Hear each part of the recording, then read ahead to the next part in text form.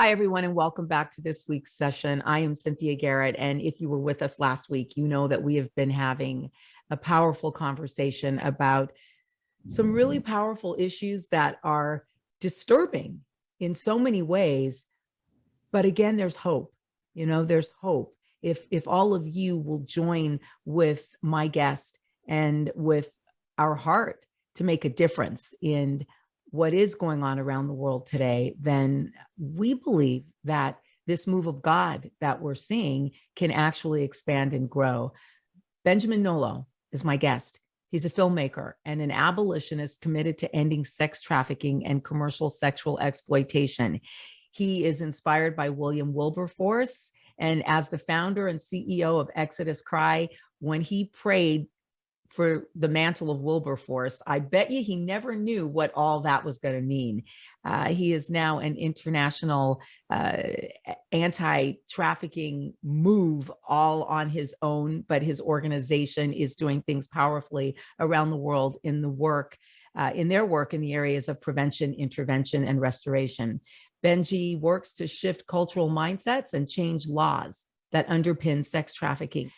His mission is carried out through the production of hard-hitting documentaries and films and through leading social activist campaigns. Please welcome my guest again to the sessions, Benjamin Nolot. Okay. Thanks again, Cynthia. It's good to be back.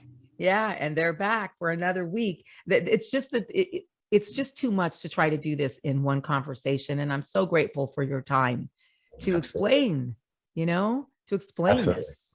So we sort of ended last week and we'd really gone through how you ended up, doing this work and what sex trafficking really is, what it's driven by, what some of the targeting looks like, because our youth are being targeted. And you got into that in your second film, Liberated, which really dealt with the the spring break culture of young people who are just going crazy, believing the lies that they're not harming themselves by just having promiscuous sex all over the place, and the degrading way that our young women are actually being treated and feeling about themselves.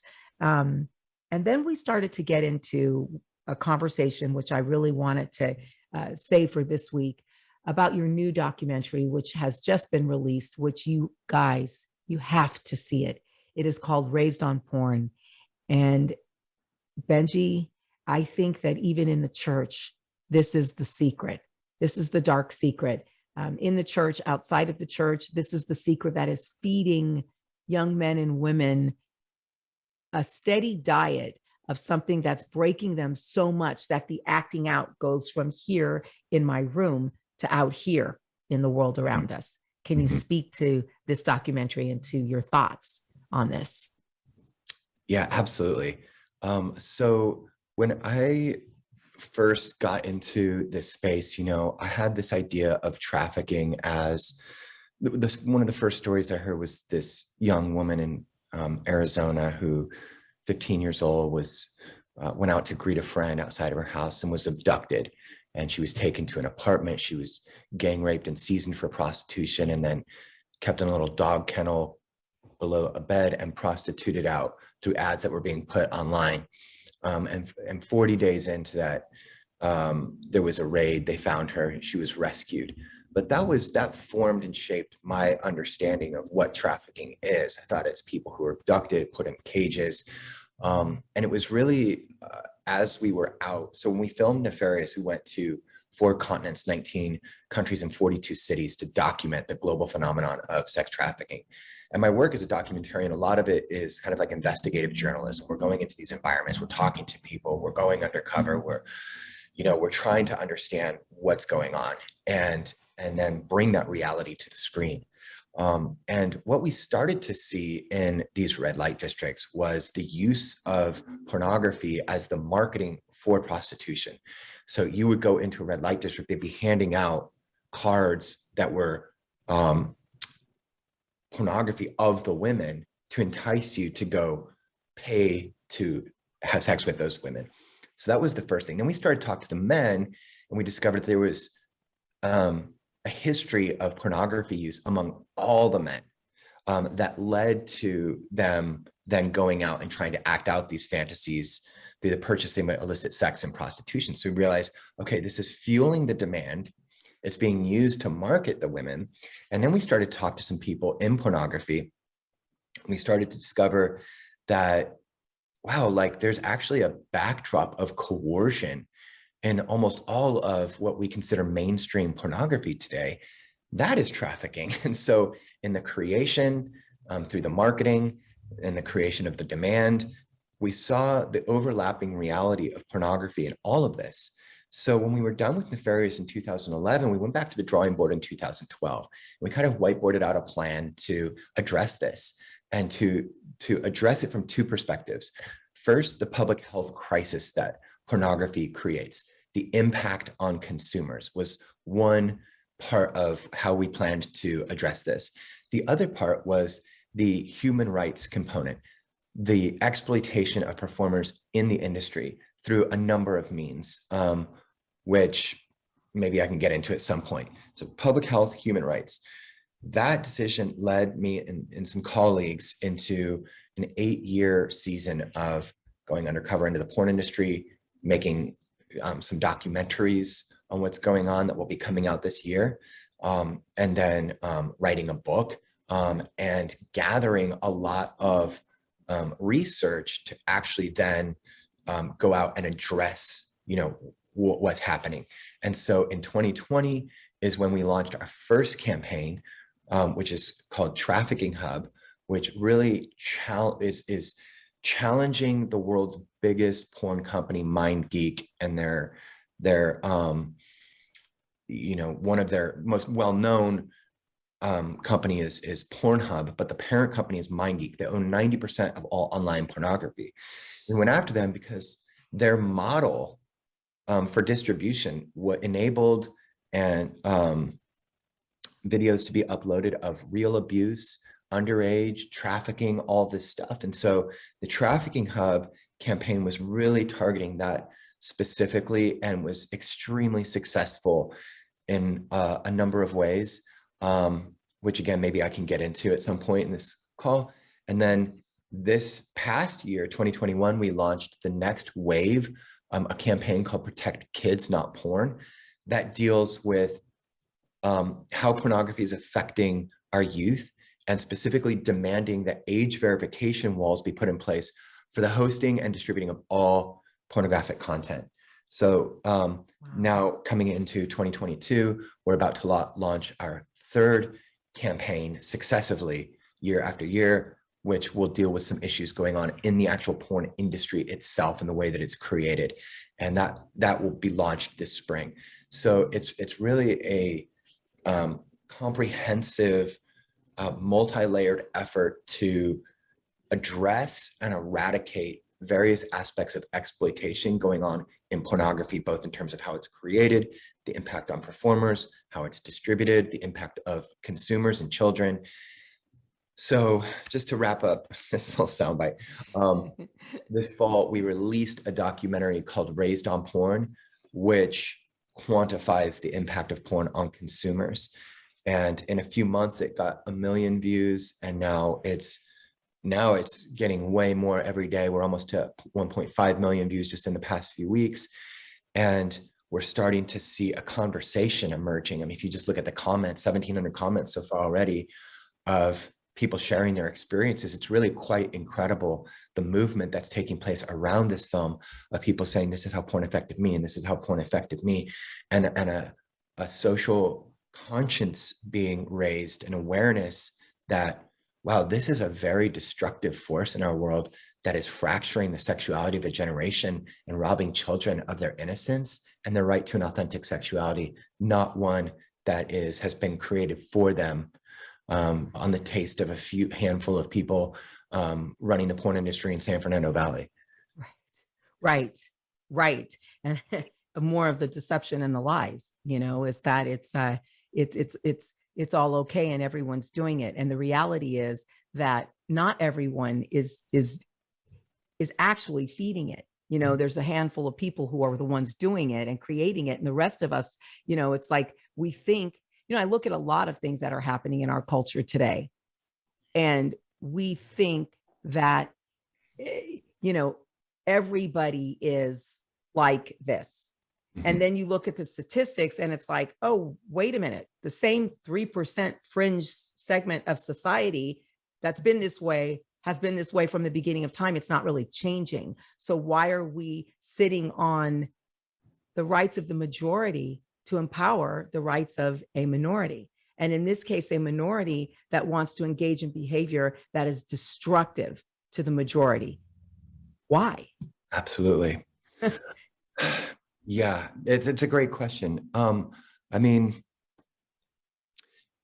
it goes back to some things I think that we talked to in our previous conversation, you know, that there's this dark, malevolent force in our world that is, you know, at work trying to rob innocence, corrupt the sacred. And so I think it's our job as those who are trying to live lives full of meaning, full of purpose, to stand in the gap. And that's why I said in that call that my faith is also an important part of the work that we do in this space, because I do have an understanding of my faith as I don't think of Christianity as simply something to believe, like, you know, that we just check all the right boxes of having the right doctrines and theologies. I think of my faith as a calling to respond to the vulnerability of those who are at risk in our world. So if you look at, if you look at James, when he said pure and undefiled religion is ministry to orphans and widows in their trouble. And so the thing is it's like Proverbs 2 said that God guards the paths of justice. So it's like he's looking out over the balcony of heaven and he sees the vulnerable. He sees those who are marginalized, those who are in positions of suffering, and those who lack protection. And he calls us to partner with him in addressing those vulnerabilities and protecting those and responding to those in their hurting. And so the idea in James is that the protective covering has been removed. And it's not like going to an orphanage and patting a little boy on a girl on the head and saying, oh, you poor little orphan. That's not what he's talking about. He's talking about their protective covering has been removed. We live in a predatory planet. They are at risk. So in Luke chapter 10, when Jesus tells the story of the Good Samaritan, the whole purpose of that story is to say that, look, here's somebody who's been beaten, stripped naked, and left for dead. It is the calling of the faithful to respond to that in compassion. And what he does is, it's so interesting. He illustrates that story in a way to identify the priest and the Levite as the ones who pass by on the other side of the road. So as to say, your title doesn't really matter. Like, if your heart is not connected to the plight of the vulnerable, then he uses a Samaritan as the hero of the story. The Samaritan was the person who had the wrong title, had the wrong belief system, lived in the wrong part of town. You know, everything about this person was antithetical to the religious community of the time. And you said, no, this person is the hero of the story, because ultimately it's not about your titles. It's about a heart of compassion for the vulnerable. And that qualifies the authenticity of our faith. So every believer, every believing community must ask themselves the question, what is my response to vulnerability?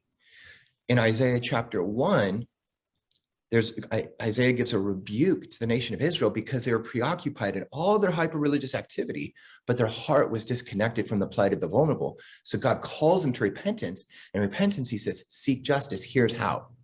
Rebuke the oppressor, fight for the orphan, the widow. It's the same exact thread.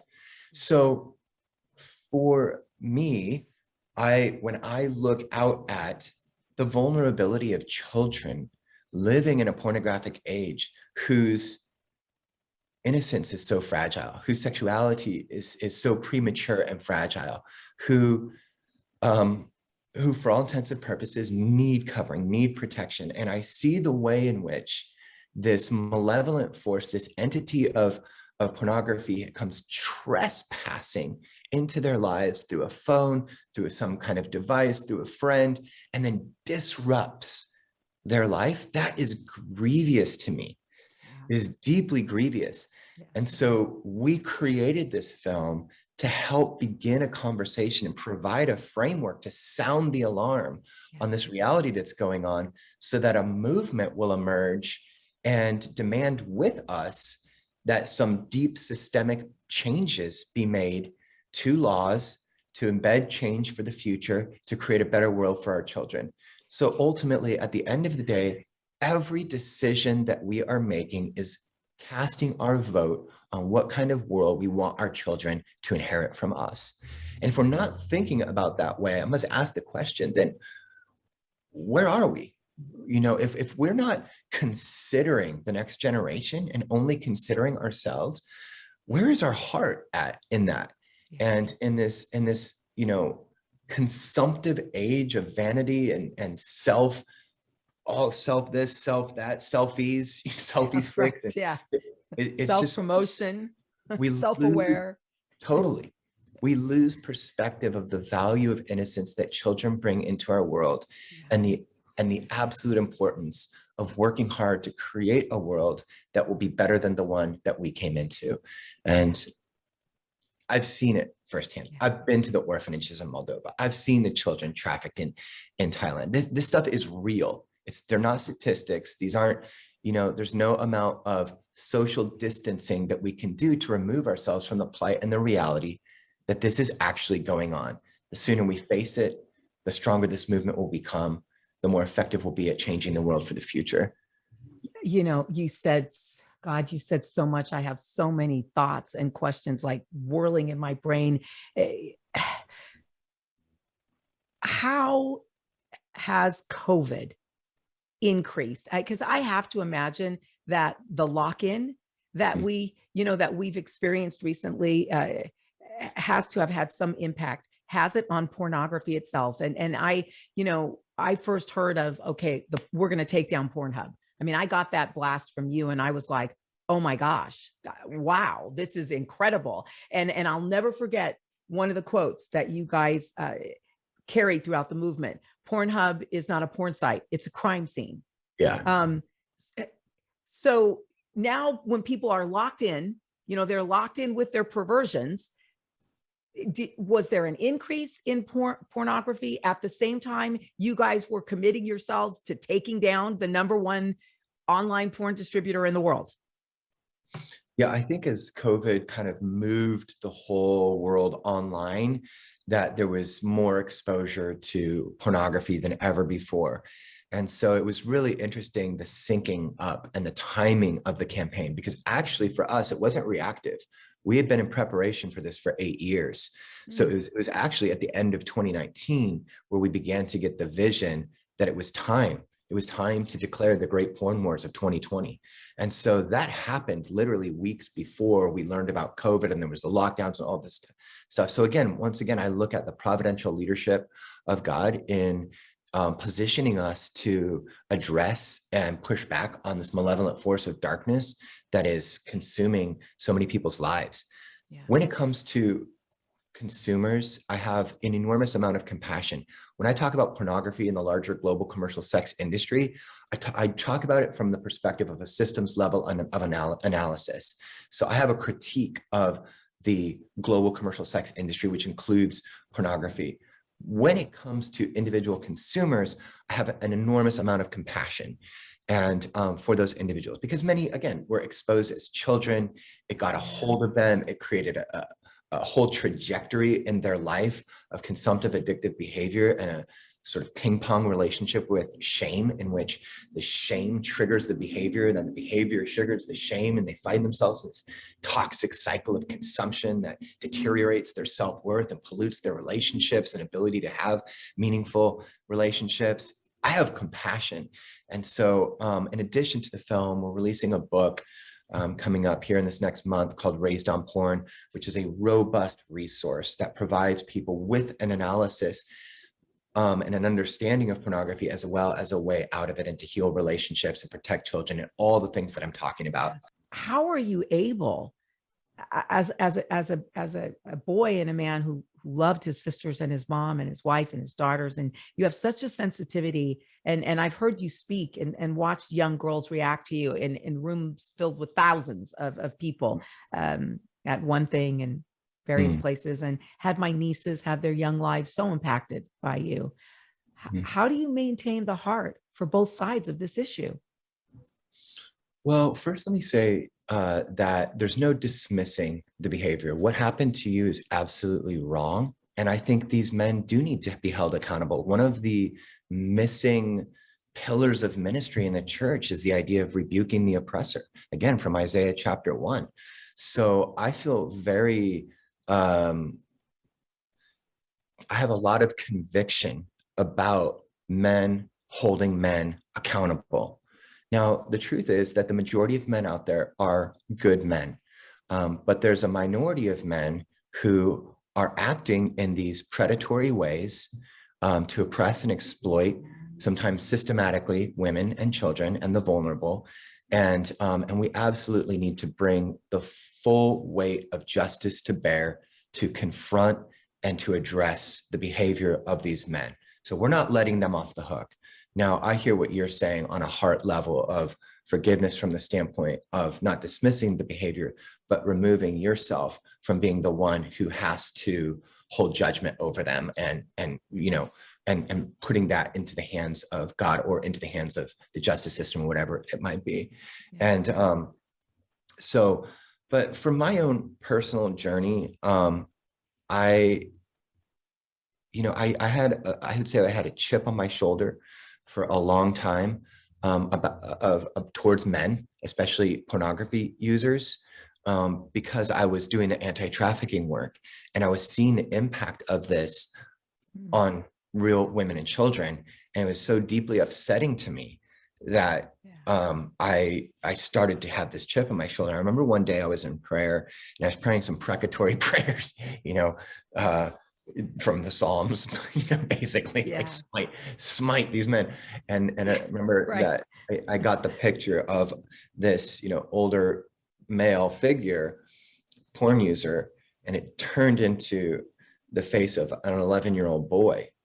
And that's when my heart broke with compassion. And I realized that so many of the men who are acting out of their brokenness today, while the behavior we should never dismiss and is unacceptable, we can understand in a more compassionate way what brought them to that point. So I remember chasing down a pedophile in a small village outside the outskirts of Phnom Penh in Cambodia, and standing face to face with this man who had come to halfway across the world to buy a child for sex. And I thought that in that moment, all I would feel is rage and I would want to destroy him. But what I saw in his eyes caused a lot of internal conflict in me, because yes, there was still that justice chip in me. I've been fighting bullies since I was in kindergarten. I was an enforcer in my hockey team. I was, ran a martial arts. So I've always had this chip in me, and sometimes it's gotten me in trouble of acting against people who are bullies, perpetrators, whatever, and in sometimes violent ways. And when I was with this man, like I was having some violent, thoughts. Yeah. But then I saw in his eyes just this cowardice, and a man who had been so reduced, like it says in the Proverbs, to a crumb of bread. It was actually quite sad and quite pathetic. Something had taken place in this man's life, whether it be his own abuse as a child or something happened that fractured him and his sexuality and brought him to this point. Again, not dismissing or excusing the behavior, but understanding what brought him to this point so we can have compassion so that we can address the brokenness. Now, in the cancel culture that we live in is built on a very abusive system of what's the right word I'm thinking of? Punitive justice. So it's, you've done something wrong, now we should punish you and extinguish society. It's eliminate. vengeful. It's vengeful. It's versus restorative justice. That is, you've done something wrong. Now let's address that to figure out how can we create an opportunity for you to heal and have a character arc in your own life to reach a point of health and wholeness so that you can actually become a healthy contributing member of our world and of our society. And so for us, we want to get underneath what has brought men to this point so that we can address the rotten core roots, so to speak, begin to heal those, begin to heal masculinity, and begin to heal the wounded relationship, fractured relationship between men and women. Right. So I think in that equation, it's going to take a lot of good men challenging other men to be better. And I need it when I'm not walking in accountability and with covering, and I know my own propensities towards brokenness. And so it's none of us are immune from this. You know, every one of us has a dark thread in our humanity that wants to pull us off course. So we all need that accountability. The reality for men is that we live lives of quiet desperation. A lot of us are isolated, we're lonely, we have these primal instincts and urges. We don't know what to do with them. We're ashamed to share, to be vulnerable with other men. We're afraid of our own vulnerability, and to identify with the experiences of anything that might be considered feminine, for fear of being called gay or called less of a man. And so I think a lot of this is about changing the culture of masculinity to normalize vulnerability, normalize our struggles, so that we can create a stronger support system for men to actually heal from this facade and this mask and this performance of masculinity that keeps us isolated and alienated and living lives of quiet desperation. Right. I'm going to take a break. Do you have time to do another session? Sure. Okay. As long as you do, then let's continue the conversation next week. I'm Cynthia Garrett. You've been a part of another session. We'll see you next week with more Benjamin Nolot.